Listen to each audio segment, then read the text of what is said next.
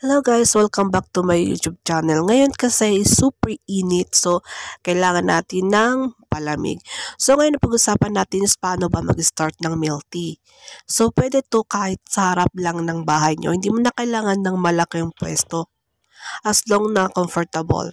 So ang una natin kailangan is meron kang sealer.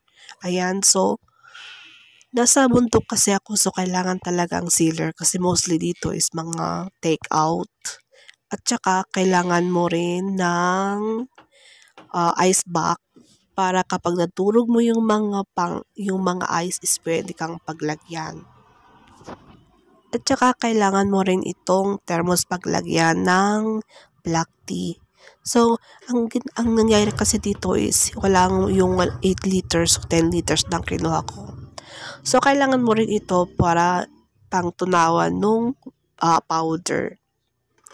Kailangan mo rin ito para i-measurement yung para fructose.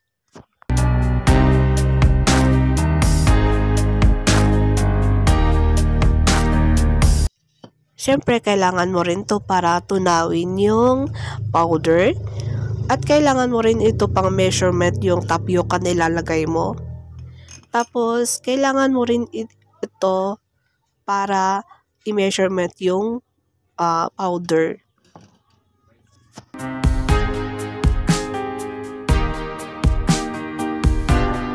Siyempre, kailangan mo rin ng sago straw. So, ang ginagamit ko dito is isang measurement lang na capsule, ito ay 16 ounce.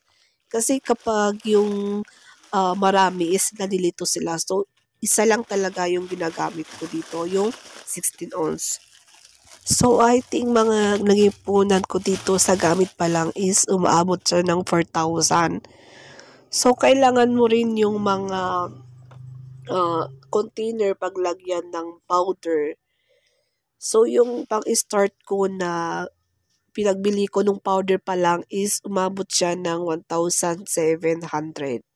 So, yung lang naman guys, kahit maliit na punan is pwede ka nang maka-start. Ang start naman ngayon is ano yung mga kailangan para maka-start tayo ng shake. So, ito lang naman yung mga flavor na gustong-gusto nila dito.